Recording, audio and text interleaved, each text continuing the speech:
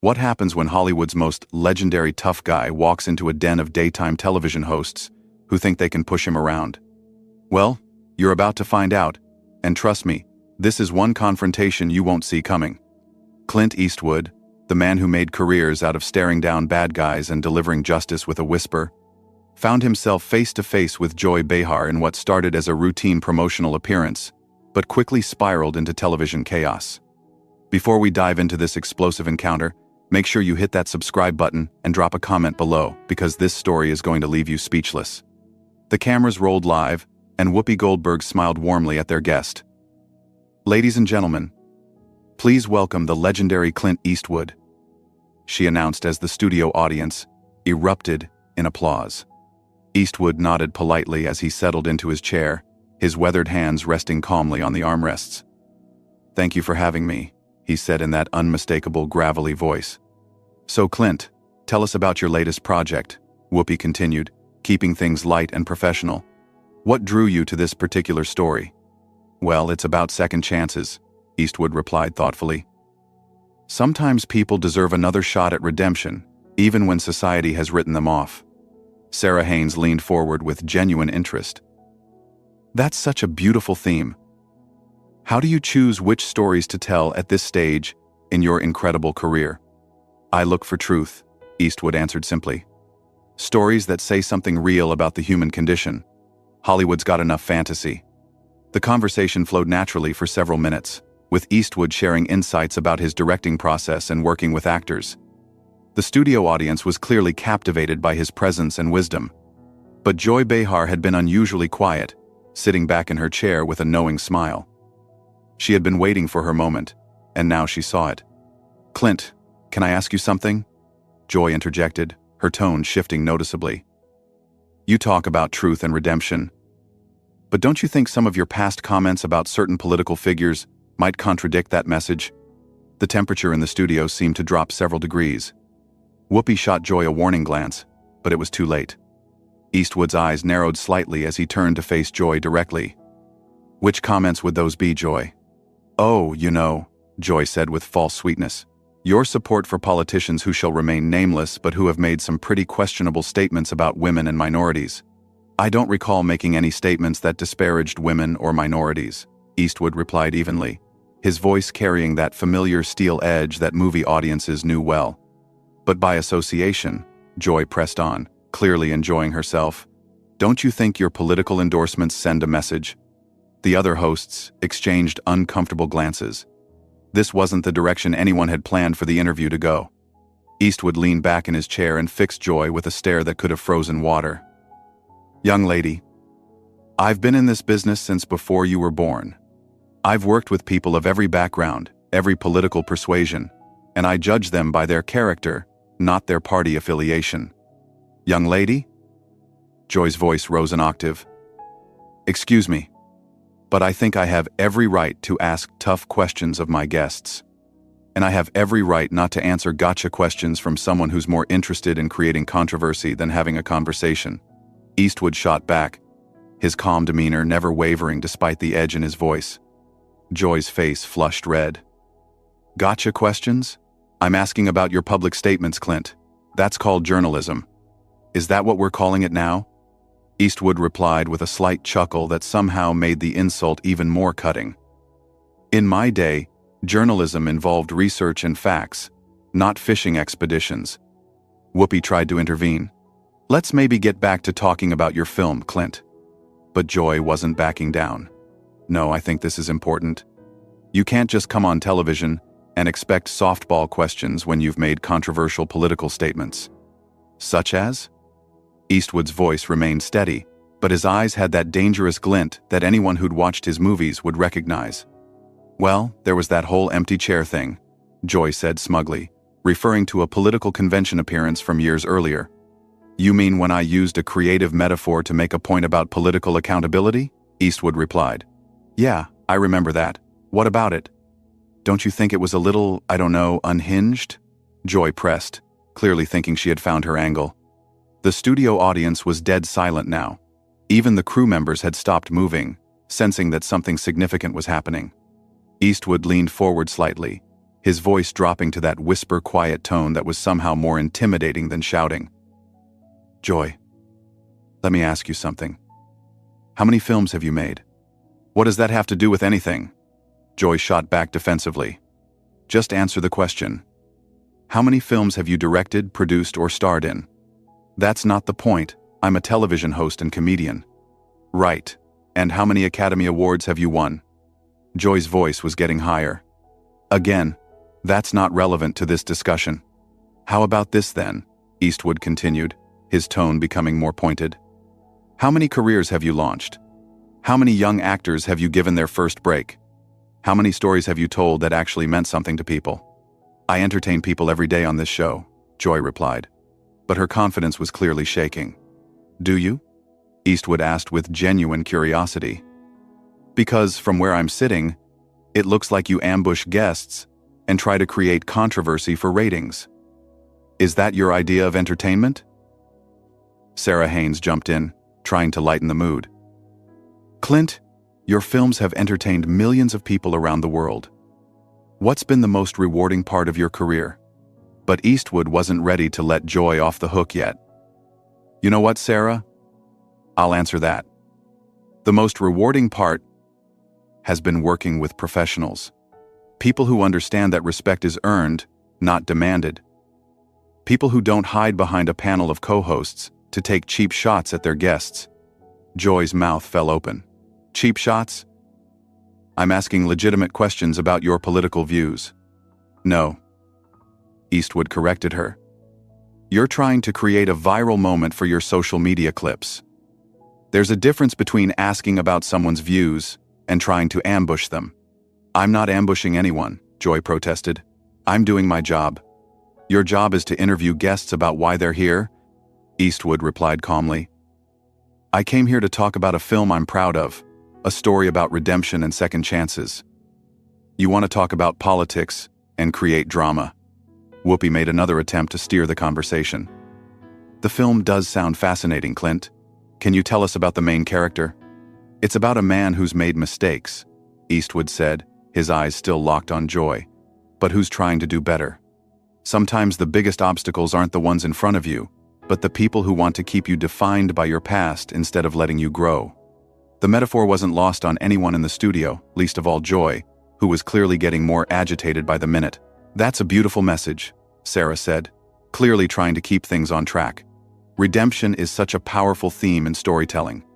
But Joy wasn't about to let the moment pass. "Speaking of redemption, don't you think some people are beyond it? I mean, when someone consistently supports divisive politics, at what point do we stop giving them chances?" Eastwood's jaw tightened almost imperceptibly. "Are we talking about the character in my film? Or are you trying to make this personal again?" "I'm talking about accountability," Joy replied with false righteousness. "Public figures have a responsibility to their fans. Do they now?" Eastwood's voice carried that dangerous quiet that anyone familiar with his movies would recognize. "And what responsibility do television hosts have to their guests? To ask the tough questions that matter?" Joy shot back immediately. "No," Eastwood said firmly. "To treat people with basic human decency, something you seem to have forgotten." The other hosts exchanged panicked glances. Whoopi was frantically trying to signal the producers, but Joy was too caught up in what she thought was her moment of triumph. "Human decency?" Joy laughed harshly. "That's rich coming from someone who's spent decades playing violent characters and glorifying gun culture." The studio audience gasped audibly. Even by the View's standards, this was crossing a line. Eastwood sat back in his chair and studied Joy for a long moment, as if seeing her clearly for the first time. "You know what your problem is, Joy?" "Enlighten me," she replied sarcastically. "You think being loud makes you right. You think being confrontational makes you brave. But all it really makes you is a bully hiding behind a microphone." "Excuse me?" Joy's voice reached a pitch that made everyone in the studio wince. "You heard me," Eastwood continued, his voice remaining steady and controlled. "You sit here day after day taking shots at people who can't fight back effectively because they're guests on your show. You think that makes you powerful, but it just makes you small. How dare you call me small?" Joy stood up from her chair, her face bright red with rage. "I've been doing this job for years. I've interviewed presidents, celebrities, world leaders. And how many of them left here feeling like they'd been treated with respect?" Eastwood asked pointedly. "How many walked away thinking that was a professional interview?" Joy was sputtering now. "I don't have to take this from you or anyone else." "You're absolutely right," Eastwood agreed calmly. "You don't have to take anything from me. Just like I don't have to sit here and let you turn what should have been a conversation about art into your personal political theater." Whoopi finally found her voice. "Clint, Joy, maybe we should all take a breath here." "No, Whoopi," Eastwood said, standing up slowly. "I think Joy and I understand each other perfectly now." Joy was practically vibrating with anger. "You can't just walk out of an interview because you don't like the questions." "Watch me," Eastwood replied with that iconic squint. "I came here as a courtesy to talk about something I care about. I didn't come here to be your punching bag for the day." "This is live television," Joy protested. "You can't just leave." "Can't I?" Eastwood asked, already reaching for his microphone. "See, that's another thing you don't understand, Joy. Real power isn't about cornering someone on live television. Real power is knowing when to walk away. If you leave now, you'll look like you can't handle tough questions," Joy said desperately, sensing her moment slipping away. Eastwood paused and looked directly into the main camera. "Folks watching at home, I came here to talk about a film that means something to me. Instead, I got ambushed by someone more interested in viral clips than actual conversation. That tells you everything you need to know about the state of television today." Then he turned back to Joy. "As for handling tough questions, lady, I've been handling tough questions since before you knew what a microphone was. The difference is they were usually asked by professionals." Joy's face was now purple with rage. "You arrogant has-been. You think you can just insult me on my own show?" The words hung in the air like a slap. The studio audience was completely silent. The other hosts looked mortified, and even the crew members were staring in shock. Eastwood slowly turned back to face Joy, and for a moment, his expression was exactly like the characters he'd played in dozens of westerns, calm and dangerous and absolutely done with the situation. "Has been," he repeated quietly. "That's interesting coming from someone whose biggest claim to fame is sitting at a table talking about other people's accomplishments." The silence that followed was deafening. You could hear a pin drop in the studio as everyone processed what Joy had just said. Eastwood's expression didn't change, but somehow the air around him seemed to crackle with energy. "Has been," he repeated slowly, as if tasting the words. "You know, Joy, in all my years in this business, I've been called a lot of things, but usually by people who had accomplished something themselves." Joy realized she had gone too far, but pride wouldn't let her back down. "I've accomplished plenty, thank you very much."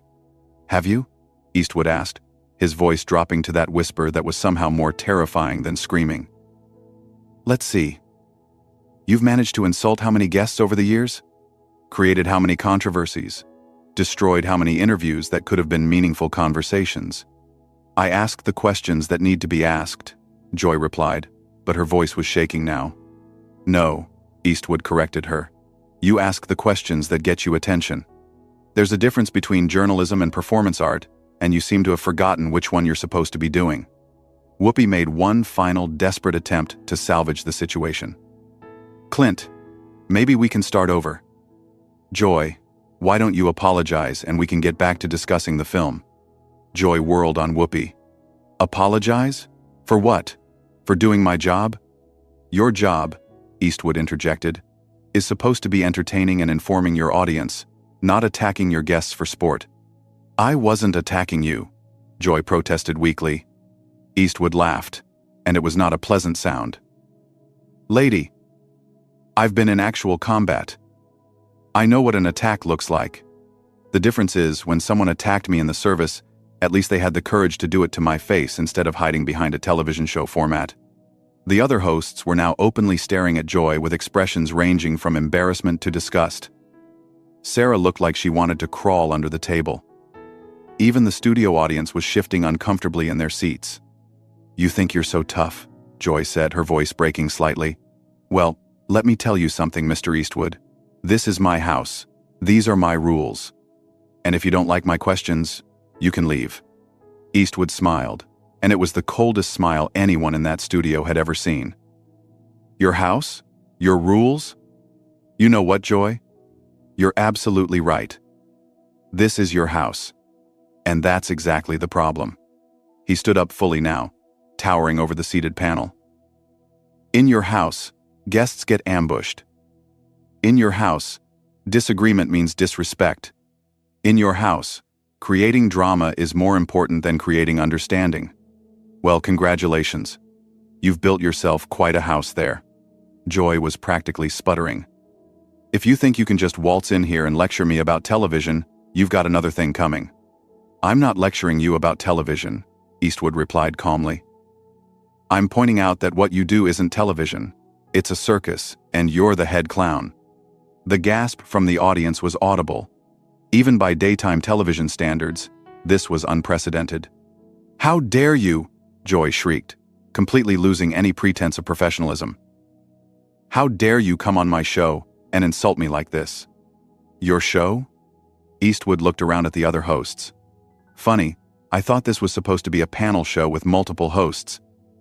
Turns out it's just the Joy Behar Ego Hour with some backup singers. Whoopi finally found her backbone. Clint, that's enough. Joy, you need to calm down right now. But Joy was beyond reason. Don't tell me to calm down, Whoopi. This man comes in here with his holier-than-thou attitude and thinks he can disrespect me on national television. The only person who's shown disrespect here, Eastwood said quietly, is you. From the moment I sat down, you've been looking for a fight instead of having a conversation. I was doing my job, Joy repeated, but the words sounded hollow now. No. Eastwood shook his head slowly.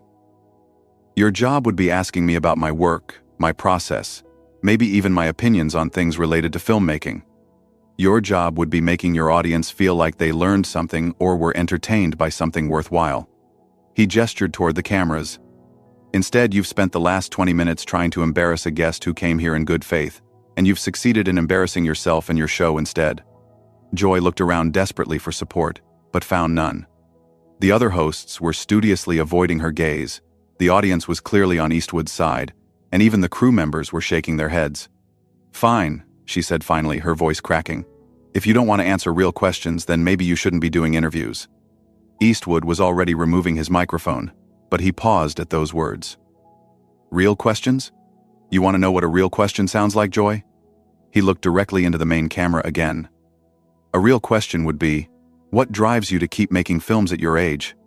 A real question would be, what advice would you give to young filmmakers? A real question would be, what story are you most proud of telling? Then he turned back to Joy. But those questions require you to actually care about the answers, and we both know you don't. The studio was so quiet you could hear the camera operators breathing. Joy looked like she wanted to say something else, but for once in her career, she seemed to be at a loss for words. You know what the saddest part of all this is? Eastwood continued, his voice almost gentle now. You had a chance to have a real conversation with someone who's lived through decades of American cinema history. Instead, you chose to play gotcha games, like an amateur blogger, looking for clicks. He finished removing his microphone and set it carefully on the table. That's not just a waste of your time and mine, it's a waste of your audience's time. They deserve better than this performance you've been putting on. Joy finally found her voice again, but it came out as a screech. Don't you dare lecture me about what my audience deserves. I've been connecting with viewers for decades. Have you? Eastwood asked as he straightened his jacket. Or have you just been yelling at them for decades? Because there's a difference between connecting with people and just making noise.